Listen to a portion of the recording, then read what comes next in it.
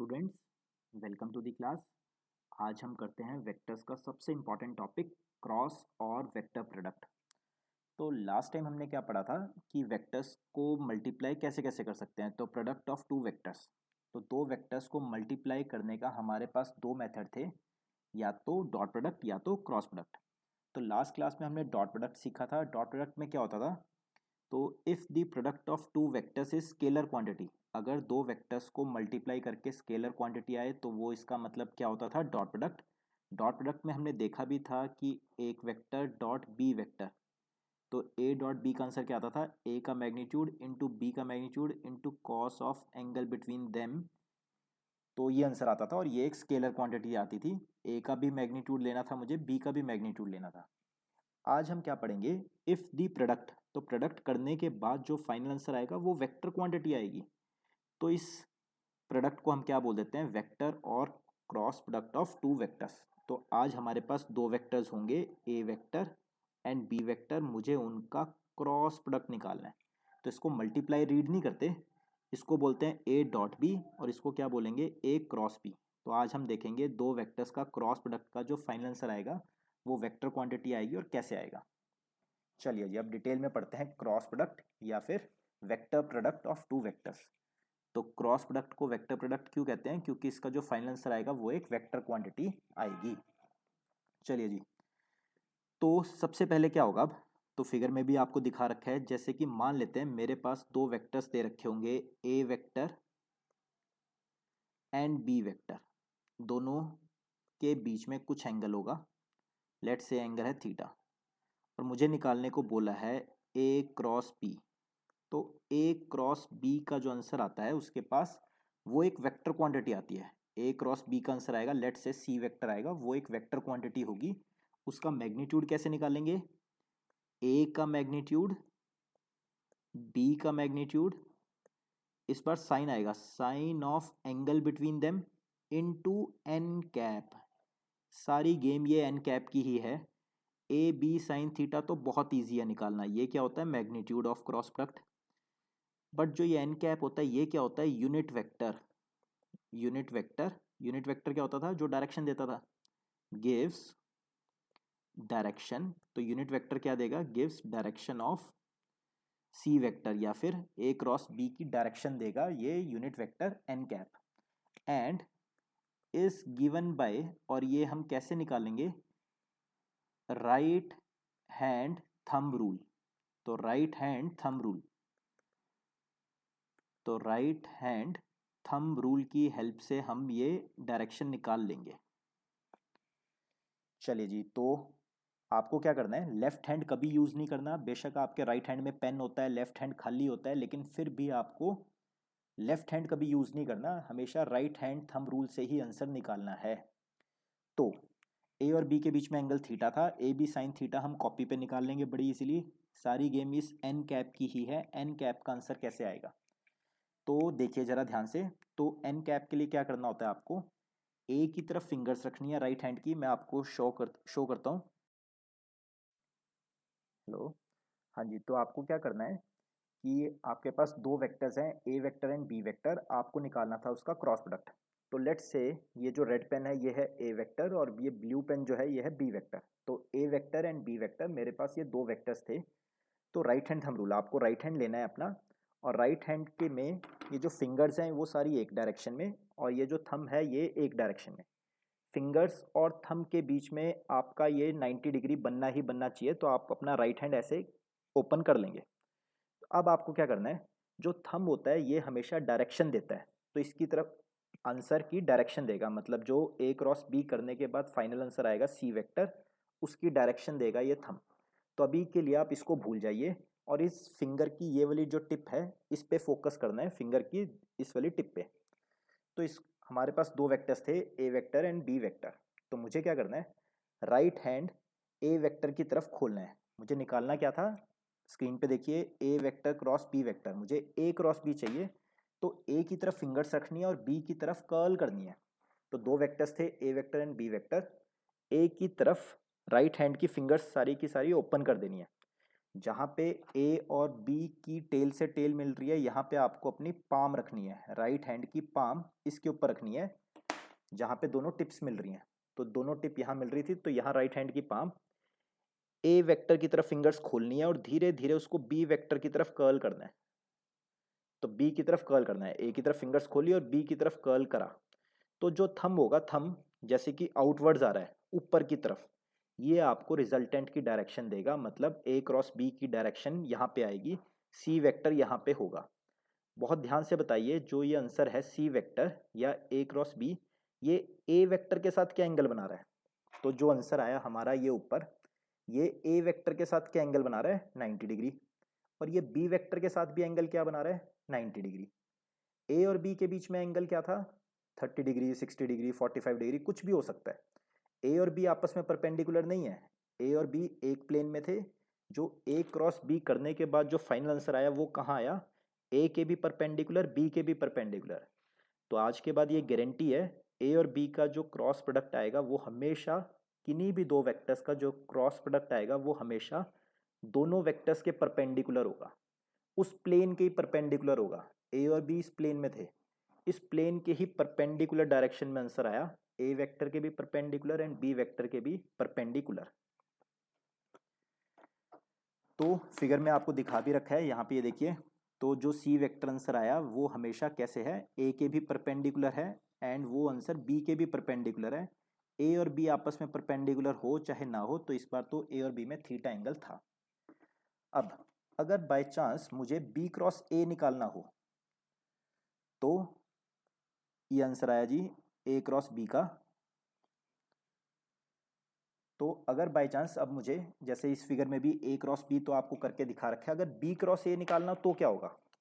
तो let's say मुझे निकालना है B vector cross A vector. तो बी का मैग्नीट्यूड, ए का magnitude, sine of angle between them into N cap. अब इस बार एन कैप कैसे निकालेंगे? बी की तरफ फिंगर्स और ए की तरफ कर्ल। तो अब मान लेते हैं ये है बी वेक्टर, ये है ए वेक्टर। तो अब हमें क्या करना है? राइट हैंड आप कैसे मर्जी कर सकते हैं, बस फिंगर्स और थंब के बीच में 90 डिग्री एंगल होना चाहिए। तो अब मैंने क्या करा, तो बी की तरफ फिंगर्स रखी, बी की तरफ फिंगर्स रखी। अब बी क्रॉस ए निकालना है तो बी से स्टार्ट करना है, बी की तरफ फिंगर्स, ए की तरफ curl, B cross A, B cross A. तो ये वाली टिप, फिंगर्स की जो ये वाली टिप है, ये आपको बी की तरफ रखनी है और ए की तरफ कर्ल। अब जो आंसर आया वो कहाँ गया? नीचे की तरफ। अभी भी जो आंसर आया सी वेक्टर, ये ए के भी परपेंडिकुलर है, ये बी के भी परपेंडिकुलर है, ये इस प्लेन के ही परपेंडिकुलर है जहां पे आंसर आया।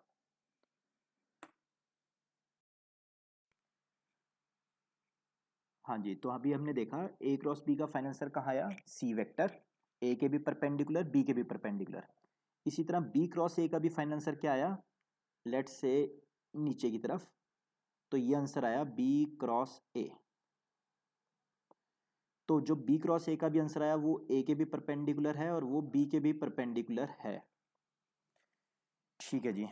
तो एक बार फिर वापस से रिकैप करते हैं। ये था लेट्स से ए वेक्टर, ये था लेट्स से बी वेक्टर, दोनों के बीच में एंगल था कुछ थीटा। ए और बी किसी एक प्लेन में रखे हुए थे। ए क्रॉस बी का जो फाइनल आंसर आता है वो हमेशा राइट हैंड थंब रूल से निकलता है। ये था let's say A cross B का आंसर। तो जो आंसर आया वो ए के साथ भी परपेंडिकुलर है, वो बी के साथ भी परपेंडिकुलर है। अब आप याद करिए, तो ए क्रॉस बी का जो आंसर आया वो ए के साथ भी परपेंडिकुलर है एंड ए क्रॉस बी का जो आंसर आया वो बी के साथ भी परपेंडिकुलर है। अच्छा, ए प्लस बी कहाँ आता था? किन्हीं भी दो वेक्टर्स को ऐड करके आंसर कहाँ आता था? कहीं बीच में, उसी प्लेन में कहीं आता था ए प्लस बी, जहाँ ए रखा हुआ है जहाँ बी रखा हुआ है, कहीं बीच में। और याद है आपको ए माइनस बी कहाँ आता था? यहाँ कहीं आता था ए माइनस बी। तो ए वेक्टर, बी वेक्टर, ए प्लस बी, ए माइनस बी, सब एक ही प्लेन में है। लेकिन जो ये सी वेक्टर है ये किसी और ही प्लेन में, आउट ऑफ प्लेन है। तो ए क्रॉस बी जो है वो परपेंडिकुलर है, ए प्लस बी के साथ भी परपेंडिकुलर है, तो उस प्लेन के ही परपेंडिकुलर है। तो याद करो, जो दो वेक्टर्स परपेंडिकुलर होते थे उनका डॉट प्रोडक्ट क्या होता था? तो हमने लास्ट क्लास में पढ़ा था if vectors are perpendicular then their dot product is zero. तो ए क्रॉस बी जो वेक्टर आएगा उसका डॉट प्रोडक्ट ए वेक्टर के साथ क्या आएगा, zero. Similarly A cross B जो वेक्टर है उसका डॉट प्रोडक्ट बी वेक्टर के साथ क्या आएगा, zero. Similarly A cross B जो वेक्टर है उसका dot product A plus B के साथ क्या आएगा, zero. Similarly A cross B जो वेक्टर है उसका dot product A minus B vector के साथ कितना आएगा, जीरो। ए माइनस बी। तो ये बहुत ही अच्छे ऑब्जेक्टिव क्वेश्चन है, ज़रूर जब भी ऑब्जेक्टिव टेस्ट होगा या स्कूल में भी ज़रूर ये पूछे जाते हैं। CTM समझने हैं, रट्टा भी नहीं मारना, वेरी इंपॉर्टेंट। चलिए जी, तो अभी हमने पढ़ा ए क्रॉस बी का फाइनल आंसर क्या आएगा, ए का मैग्नीट्यूड बी का magnitude sine of angle between them into N cap. Final answer एक वेक्टर क्वांटिटी आएगी, जो भी आंसर आएगा वो ए के भी परपेंडिकुलर होगा, वो बी के भी परपेंडिकुलर होगा, और उसकी डायरेक्शन कौन देगा, एन कैप। कैसे निकालते हैं, राइट हैंड थंब रूल की हेल्प से निकालते हैं। चलिए जी, अब करते हैं properties and applications of cross product. तो क्रॉस प्रोडक्ट कहाँ कहाँ और कैसे कैसे यूज होगा। तो फर्स्ट प्रॉपर्टी,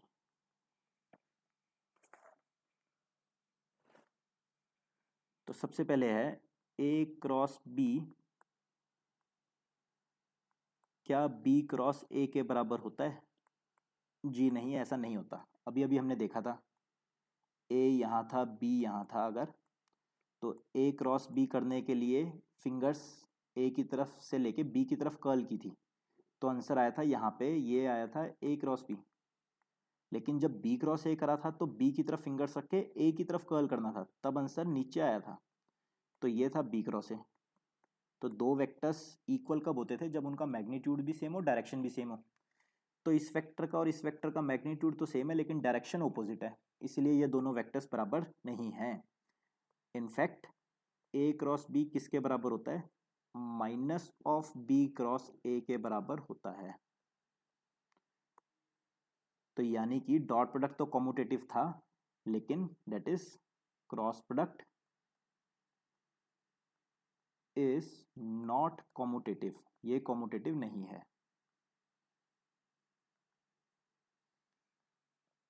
चलिए जी, second property, I cross I J cross J and K cross K क्या होगा। आई क्रॉस आई, जे क्रॉस जे, के क्रॉस के क्या होगा। तो आई क्या है, unit vector. A cross B का आंसर क्या आता है, ए का मैग्नीट्यूड बी का magnitude sine of angle between them. तो आई एक्स एक्सिस की डायरेक्शन, दूसरी आई भी एक्स एक्सिस की डायरेक्शन, दोनों में एंगल कितना हो गया, 0 डिग्री इंटू एन कैप। तो 1 इंटू साइन 0 डिग्री, साइन 0 कितना होता है, 0। तो 0 इंटू एन कैप क्या हो जाएगा, 0 इंटू एनीथिंग इज 0, तो ये आंसर कितना आया, 0 वेक्टर, नल वेक्टर। तो आई क्रॉस आई, जे क्रॉस जे, के क्रॉस के कितना होता है, 0। इसी तरह आई क्रॉस माइनस आई, जे क्रॉस माइनस जे, के क्रॉस माइनस के कितना होगा। तो आई का मैग्नीट्यूड 1, दूसरी आई का भी मैग्नीट्यूड लेना है सिर्फ 1, sine of angle between them. तो ए का ही इधर है तो माइनस आई इधर होगी, तो दोनों में एंगल कितना हो गया, 180 degree into N cap. Sine 180 भी कितना होता है, 0, 0 इंटू एनीथिंग 0। तो यानी कि बहुत इंपॉर्टेंट, आई डॉट आई 1 होता था, आई क्रॉस आई 0 होता है। तो यानी कि यहाँ पे हम एक नोट बना के क्या लिख सकते हैं, if two vectors are parallel और anti parallel then their cross product is 0। Two vectors are parallel और एंटी पैरेलल, जब भी दो वेक्टर्स पैरेलल होंगे या एंटी पैरेलल होंगे then their cross product is 0। तो मुझे कभी कभी प्रूफ करने को बोलेंगे कि प्रूफ करो ये दो वेक्टर्स पैरेलल है, तो मैं उनका क्रॉस प्रोडक्ट निकालूंगा, अगर 0 आ गया तो yes two vectors are parallel. चलिए जी, फिर थर्ड प्रॉपर्टी, अब हम निकालते हैं आई क्रॉस जे कितना होगा। आई क्रॉस जे कितना होगा, जे क्रॉस के कितना होगा, के क्रॉस आई कितना होगा।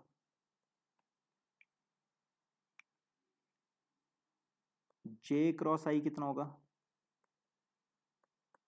के क्रॉस जे कितना होगा, एंड आई क्रॉस के कितना होगा। आई क्रॉस जे की बात करते हैं, आई डॉट जे कितना होता था, जीरो होता था, तब दो वेक्टर्स परपेंडिकुलर थे तो उनका डॉट प्रोडक्ट जीरो होता था। लेकिन I dot J, I cross जे कितना होगा, आई का मैग्नीट्यूड वन, जे का मैग्नीट्यूड वन, यूनिट वेक्टर है, यूनिट वेक्टर का मैग्नीट्यूड कितना होता है one, sine of angle between them, I और जे में एंगल कितना होता है 90 डिग्री, इंटू एन कैप, तो I dot I into sine 90 हो गया वन, तो वन मल्टीप्लाई एन कैप, तो फाइनल आंसर एन कैप मतलब डायरेक्शन। तो आई क्रॉस जे का कुछ आंसर आएगा, एक यूनिट वेक्टर आएगा एन कैप, और वो हम कैसे निकालते हैं हमेशा, राइट हैंड थंब रूल से, या मैं इसका एक शॉर्टकट भी बता सकता हूँ आपको, एन कैप कैसे निकाल सकते हैं। तो जब भी दो वेक्टर्स परपेंडिकुलर होते हैं, आई जे और के में किन्हीं भी दो का जब भी क्रॉस प्रोडक्ट करना होता है तो हम हमेशा आंसर कैसे निकालते हैं, साइकिल रूल से। साइकिल रूल क्या कहता है, यहाँ लिख दीजिए आई कैप, जे कैप, के कैप, फिर से आई कैप, जे कैप, के कैप। जब जब साइकिल चलेगी एंटी क्लॉकवाइज, पूरी फिजिक्स का रूल है, जब जब साइकिल चलेगी एंटी क्लॉकवाइज तो आंसर आता है प्लस ऑफ तीसरे वाला, मतलब आई क्रॉस जे, देखो यहाँ पे आई क्रॉस जे, तो आई से जे में जाना है तो आंसर क्या आएगा, प्लस ऑफ थर्ड वाला, तो प्लस ऑफ के कैप। जे क्रॉस के करना है तो जे से के में जाना है, तो जे क्रॉस के का आंसर क्या आएगा, प्लस ऑफ आई कैप। के क्रॉस आई, तो एंटी क्लॉकवाइज साइकिल चली, के क्रॉस आई का आंसर कितना आएगा, प्लस ऑफ तीसरे वाला मतलब जे कैप। जे क्रॉस आई, जब जब साइकिल चलेगी क्लॉकवाइज, जब जब साइकिल चलेगी क्लॉकवाइज तो आंसर आता है माइनस ऑफ तीसरे वाला, तो जे क्रॉस आई का आंसर क्या आएगा, माइनस ऑफ के कैप। के क्रॉस जे का आंसर कितना आएगा, minus of I cap. I cross के का आंसर कितना आएगा, माइनस ऑफ जे कैप। तो ये बातें आपको याद रखनी है। चलिए जी, नेक्स्ट है पॉइंट नंबर 4, प्रॉपर्टी नंबर 4, ए cross B vector plus C vector. तो ब्रैकेट खोलनी है सिंपल, ए क्रॉस बी हो जाएगा प्लस ए क्रॉस सी। चलिए जी, नेक्स्ट है अब पॉइंट नंबर, प्रॉपर्टी नंबर 5। तो ए वेक्टर हमें दे रखा था, बी वेक्टर हमें दे रखा था, हमें ए क्रॉस बी निकालना है। तो फिफ्थ प्रॉपर्टी बहुत इंपॉर्टेंट है,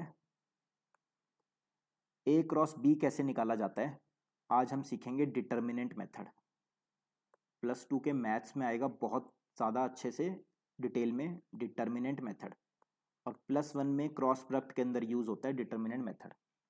तो जब भी आपको ए वेक्टर दे रखा हो, जैसे कि हमें दे रखा है A one I cap plus B one J cap plus C one K cap, B vector दे रखा हो A two I cap plus B two J cap plus C two K cap, और हमें निकालने को बोला हो ए क्रॉस बी, तो कैसे निकालते हैं, ये ब्रैकेट्स लगानी है, अपनी तरफ से मॉडिफाई नहीं करना, यही ब्रैकेट्स लगानी है। सबसे ऊपर लिखना है आई कैप जे कैप के कैप, फिर उसके बाद ए क्रॉस बी करना है तो पहले ए में जाना है, ए में आई कैप का जो कोफिशिएंट है वो नीचे लिख देना है, फिर जे में क्या है प्लस बी वन वो लिख देना है, के का कोफिशिएंट कितना है प्लस सी वन, माइनस होता तो माइनस भी लिख देते हैं, तो प्लस सी वन। अब ए क्रॉस बी में फिर बी वेक्टर पे चले गए, बी वेक्टर में आई का जो कोफिशिएंट है वो नीचे लिखना है आई के, जे का जो कोफिशिएंट है प्लस बी टू वो लिख दिया, फिर के का जो कोफिशिएंट है प्लस सी टू वो लिख दिया। उसके बाद हमेशा क्या करना है आपको, ये करने के बाद हमेशा यहाँ पे लिखना है प्लस माइनस प्लस, हमेशा क्या करना है प्लस माइनस प्लस। चलिए जब आंसर लिखते हैं, सबसे पहले उठाना है आपको ये ऐसे का ऐसा प्लस आई कैप, सबसे ऊपर हमेशा लिख देना प्लस माइनस प्लस, तो सबसे पहले प्लस आई कैप, आई कैप। अब आपको क्या करना है, मन में आई के कॉरस्पॉन्डिंग कॉलम कट करना है, आई के कॉरस्पॉन्डिंग ऐसे मन में कॉलम कट कर देना है, एंड मन में रो कट कर देना है। तो आई के कॉरस्पॉन्डिंग रो भी कट कर दी और कॉलम भी कट कर दिया, जहाँ जहाँ आई आ रहा है आई से उठाते हुए रो कट कर दी पूरी और कॉलम भी कट कर दिया। आपके पास बचेंगे जी चार एलिमेंट्स, आपके पास बचेंगे हमेशा चार एलिमेंट। कहाँ से स्टार्ट करना है, रूल क्या है, अपर लेफ्ट कॉर्नर, हमेशा अपर लेफ्ट कॉर्नर से स्टार्ट करना है। तो इन चारों में ऊपर वाला लेफ्ट कॉर्नर कौन सा है, B1। तो दिस इंटू दिस, तो ये क्या आया, B1C2 minus this into this, तो B2C1। ठीक है, समझ गया आप। दोबारा से इसको रिकैप करके सुन सकते हैं। फिर मैंने क्या किया, उसके बाद ये सारा मैंने कर दिया रब।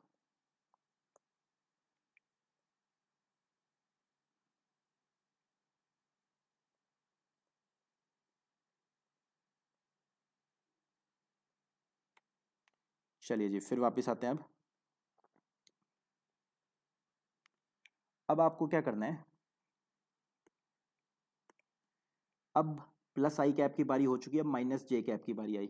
तो माइनस जे कैप, ब्रैकेट स्टार्ट, जे के कॉरस्पॉन्डिंग मन में कॉलम कट, रो कट, जे के कॉरस्पॉन्डिंग मन में रो कट, कॉलम कट, 4 एलिमेंट बचे फिर से।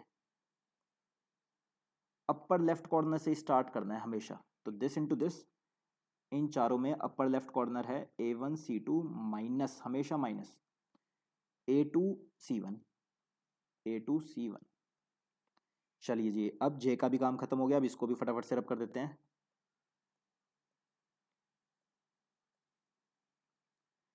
Now last is plus of के कैप। अब के की बारी आई तो प्लस ऑफ के कैप, जगह कम है नहीं तो उसी की कॉन्टिन्यूटी में लिखते, के कॉरस्पॉन्डिंग कॉलम कट रो कट, जहाँ के आ रहा है उसके कॉरस्पॉन्डिंग कॉलम कट रो कट, 4 एलिमेंट बचेंगे, अपर लेफ्ट कॉर्नर से स्टार्ट करना है हमेशा।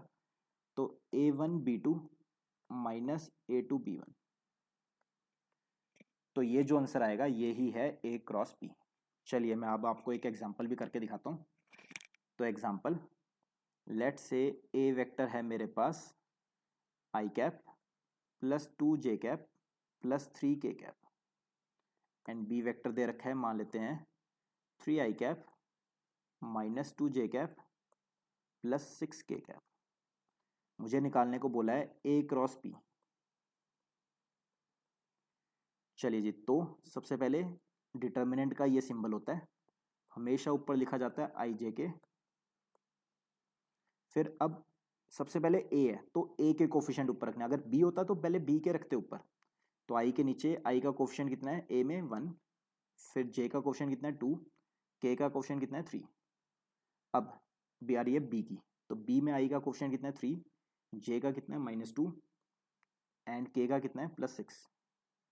चलिए जी, फिर क्या करते हैं, हमेशा प्लस माइनस प्लस ऊपर साइन लगाने हैं। सबसे पहले प्लस ऑफ आई कैप, तो प्लस ऑफ आई कैप, आई के कॉरस्पॉन्डिंग कॉलम कट मन में रो कट, 4 एलिमेंट बचेंगे, अपर लेफ्ट कॉर्नर से स्टार्ट करना है। तो this into this 12 minus this into this, तो ये कितना आ गया -6। अब बारी है माइनस ऑफ जे कैप की, तो माइनस ऑफ जे कैप,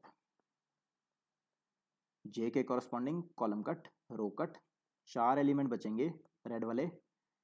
तो अपर लेफ्ट कॉर्नर से स्टार्ट करना है, 1 इंटू 6 6 माइनस 3 इंटू 3 9, फिर लास्ट में प्लस ऑफ के कैप, ब्रैकेट स्टार्ट, के कॉरस्पॉन्डिंग कॉलम कट रो कट, कॉलम कट रो कट, 4 एलिमेंट बचेंगे ग्रीन वाले, अपर लेफ्ट कॉर्नर से स्टार्ट करना है। तो 1 इंटू -2 फिर माइनस फॉर्मूले का 3 इंटू 2 6, तो फाइनल से कितना आया, इसको सॉल्व करा तो 18 आई कैप, इसको सॉल्व करा तो -3 माइनस तो +3 जे कैप, इसको सॉल्व करा तो -8 के कैप। ये आया जी A क्रॉस B का आंसर। अब आपका काम क्या है, आपको निकालना है B क्रॉस A। तो B क्रॉस A में क्या करोगे आप, ऊपर आई जे के, अब B के कोफिशिएंट पहले रखने हैं। तो B में I का कोफिशिएंट है 3, B में J का कोफिशिएंट है -2, B में K का कोफिशिएंट है 6। अब A, तो 1 2 एंड 3, प्लस माइनस प्लस लगा के अपने आप से सॉल्व करो और मुझे बताओ फाइनल आंसर कितना आएगा। तो B क्रॉस A का आंसर आपको बताना है, चेक करना बाद में करने के बाद अपने आप से कि ये आंसर आ रहा है या नहीं आ रहा। मतलब पहले वाले से ठीक ऑपोजिट, साइंस ऑपोजिट। याद करो A क्रॉस B क्या होता था, A क्रॉस B अगर ऐसे आता था बाहर की तरफ, तो B क्रॉस A कहाँ आता था, अंदर की तरफ। तो ए क्रॉस बी और बी क्रॉस ए में फ़र्क क्या होता है, माइनस का ही तो फ़र्क होता है, इस वजह से सिर्फ माइनस का चेंज आएगा। आपने चेक करके देखना है। ये देखो हमने फर्स्ट प्रॉपर्टी भी पढ़ी थी कि ए क्रॉस बी क्या होता है, minus of B cross A के बराबर। तो एक बहुत ही इंपॉर्टेंट रूल आपने सीखा, डिटर्मिनेंट रूल। चलिए जी, नेक्स्ट अब है पॉइंट नंबर, प्रॉपर्टी नंबर 6। तो यूनिट वेक्टर, तो यूनिट वेक्टर क्या होता है, सिर्फ डायरेक्शन। तो मुझे डायरेक्शन चाहिए perpendicular to A as well as B. तो दो वेक्टर्स है ए एंड बी, उनके परपेंडिकुलर यूनिट वेक्टर चाहिए। तो उनके परपेंडिकुलर, ए के भी परपेंडिकुलर और बी के भी परपेंडिकुलर हो, उसकी डायरेक्शन चाहिए। तो ये तो बहुत ईजी है, हमें पता है क्रॉस प्रोडक्ट करके ए क्रॉस बी का जो आंसर आता है, वो जो आंसर होता था वो ए के भी परपेंडिकुलर होता है, वो बी के भी परपेंडिकुलर होता है, एंड वो तो नीचे भी आ सकता है। ऊपर वाला अगर ए क्रॉस बी होता है तो नीचे वाला क्या होता है, बी क्रॉस ए। तो जो नीचे वाला आंसर होता है, अंदर की तरफ आंसर होता है, वो भी ए के भी परपेंडिकुलर होता है, वो बी के भी परपेंडिकुलर होता है। तो इन्हीं की मुझे डायरेक्शन चाहिए, मुझे इसकी डायरेक्शन चाहिए एंड इसकी डायरेक्शन चाहिए। तो डायरेक्शन कैसे निकालेंगे,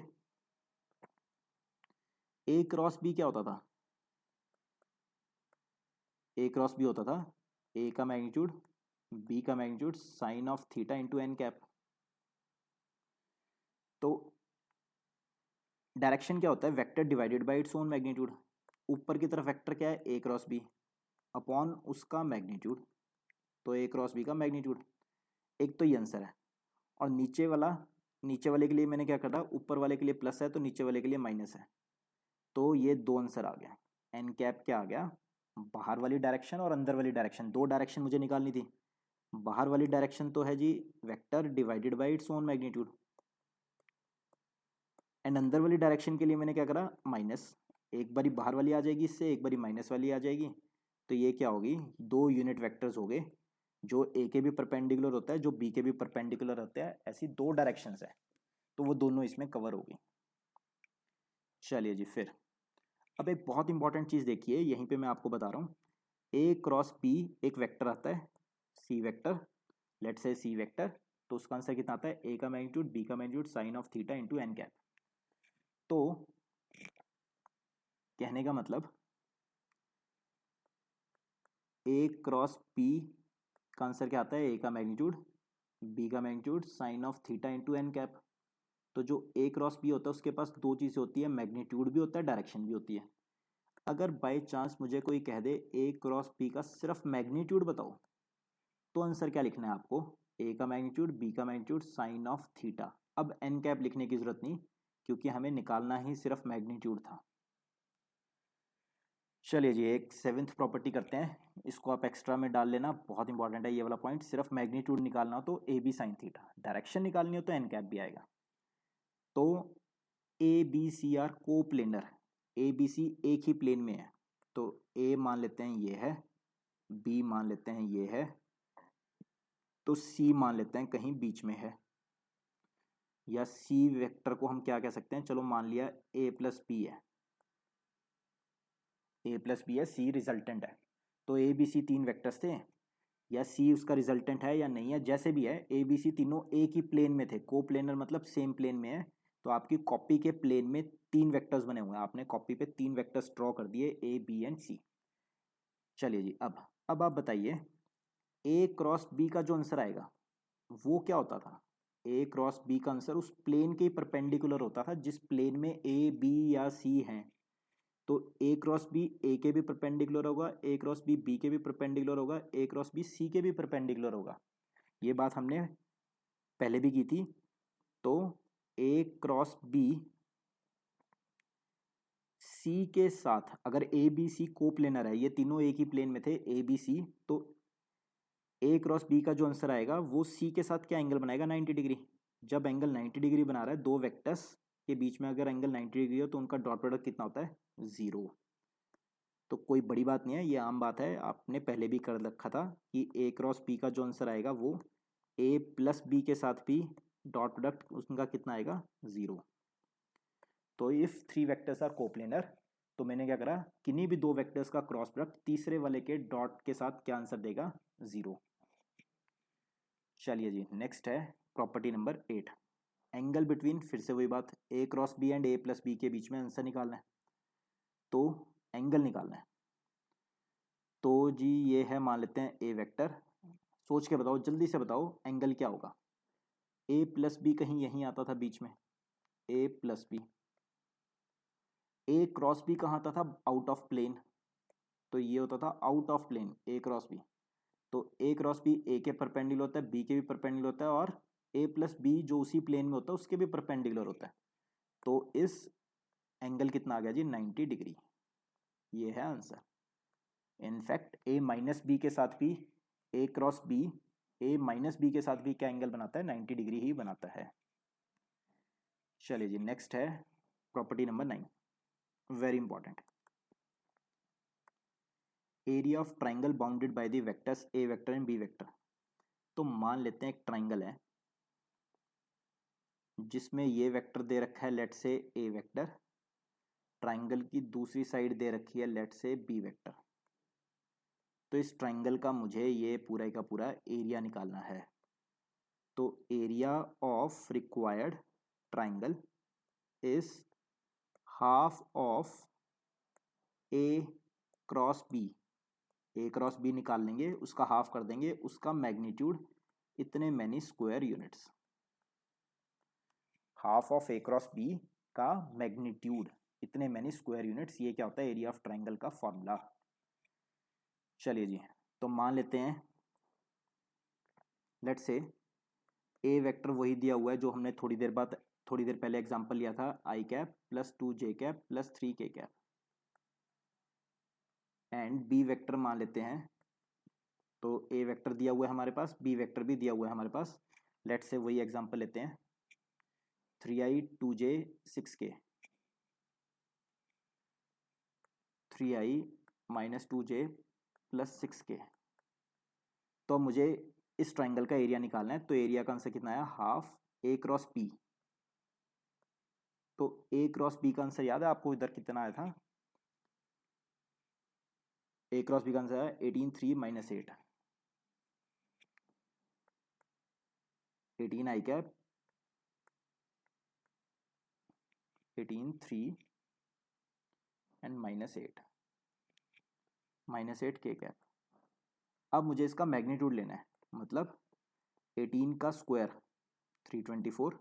किसी वेक्टर का मैग्नीट्यूड कैसे निकालते थे, आई का जो कोफिशिएंट है उसका स्क्वायर, जे का जो कोफिशिएंट है उसका स्क्वायर, के का जो कोफिशिएंट है उसका स्क्वायर का अंडर रूट। तो हाफ ऑफ, आंसर कितना है जी, 6 और 1 7, 7 और 2 9, 397 बाई 397 का अंडर रूट बाई 2, इतने मैनी स्क्वायर यूनिट्स। तो इस क्वेश्चन का ये फाइनल आंसर आएगा।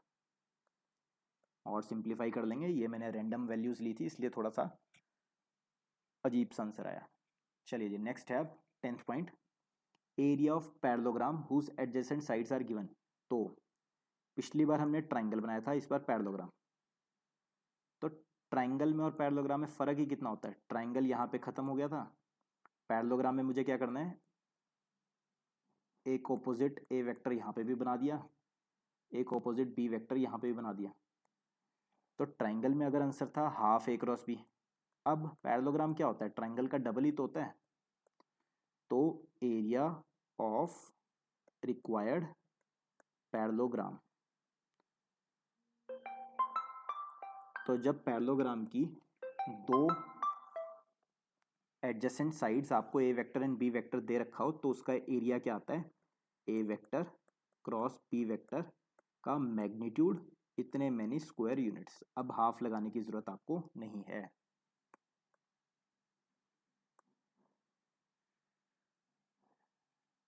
कभी कभी क्या होता है, आपको पैरेललोग्राम की डायगोनल्स दे रखी होती है, एक पैरेललोग्राम है, साइड्स नहीं दे रखी थी, आपको दो डायगोनल्स दे रखी थी। लेट से ये दे रखा है आपको D1 वेक्टर एंड ये आपको दे रखा है D2 वेक्टर। तब एरिया ऑफ पैरेललोग्राम क्या होता है, जब दो डायगोनल्स दे रखी हो तो रिक्वायर्ड एरिया ऑफ पैरेललोग्राम क्या होता है, हाफ, अब की बार फिर से हाफ आ गया, half D1 cross D2 cross product करके उसका मैग्नीट्यूड इतने मैनी स्क्वायर यूनिट्स। चलिए जी, लास्ट अब एप्लीकेशन है क्रॉस प्रोडक्ट की, torque.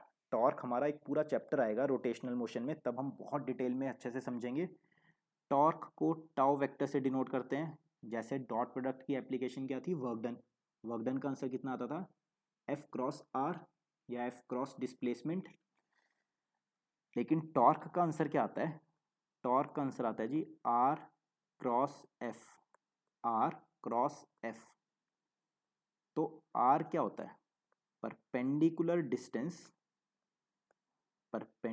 Distance from axis of rotation to the point of application of force. और एफ क्या है यहाँ पे, फोर्स वेक्टर।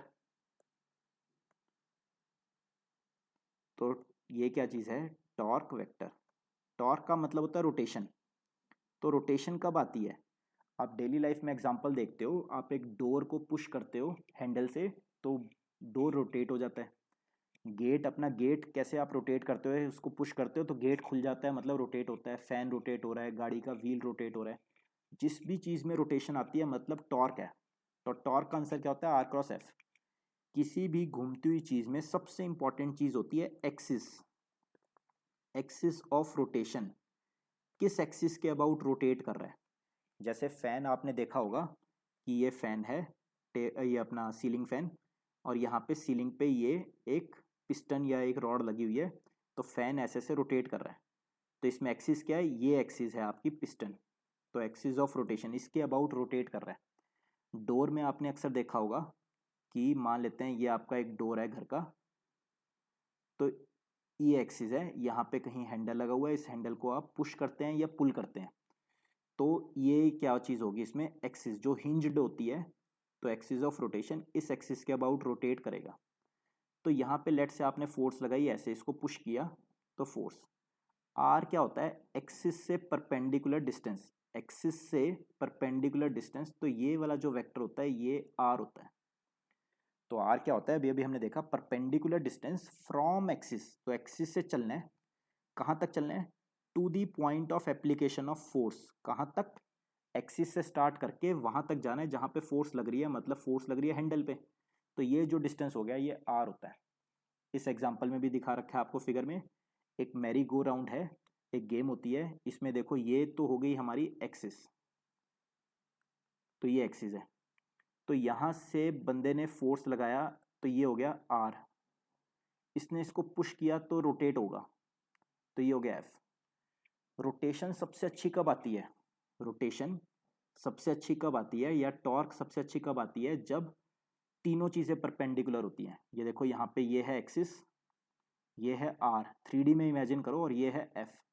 इस एग्जाम्पल में एक्सिस, आर और एफ तीनों चीज़ें परपेंडिकुलर है, तब रोटेशन सबसे अच्छी आती है। तो एक्सिस, आर और एफ तीनों चीज़ें जब परपेंडिकुलर होती है तो रोटेशन मैक्सिमम आती है। ये हम रोटेशन चैप्टर में अच्छे से डिटेल में समझेंगे।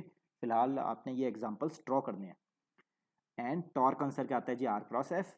इसके ऊपर नेक्स्ट क्लास में हम क्वेश्चंस करेंगे। आर का क्या मतलब होता है वो हमने यहाँ पे लिख दिया। चलिए जी, thank you guys, thank you so much.